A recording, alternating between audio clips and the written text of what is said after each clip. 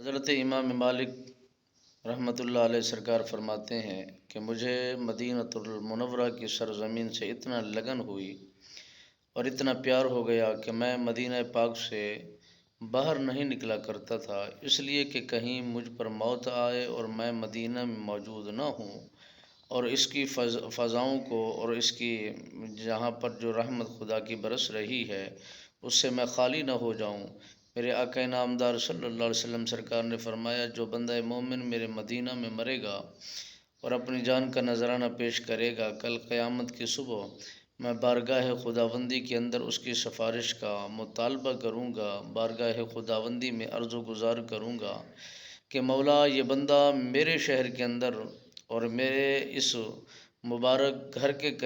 ساتھ ہی یہ فوت ہوا ہے، انتقال کیا ہے، تو اسے بخش دیا جائے اور اس کے عذاب میں تخفیف کر دی جائے اور اس کے ساتھ اچھا معاملہ کیا جائے۔ میرے آقا نامدار صلی اللہ علیہ وسلم سرکار نے فرمایا کہ جو بندہ مومن میرے شہر میں اپنی جان کا نذرانہ پیش کرے تو ہم اس کے ضامن اور سفارشی ہوتے ہیں۔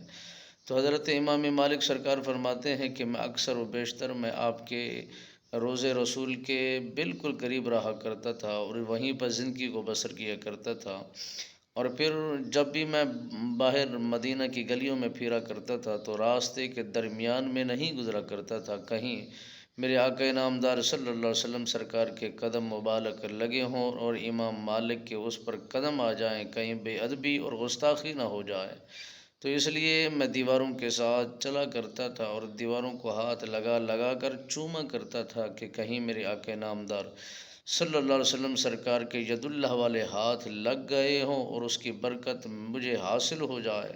میری دنیا آخرت سنور جائے گی، دنیا آخرت کامیاب ہو جائے گی۔ محبت کرنے والے اتنا دیوانے ہویا کرتے ہیں،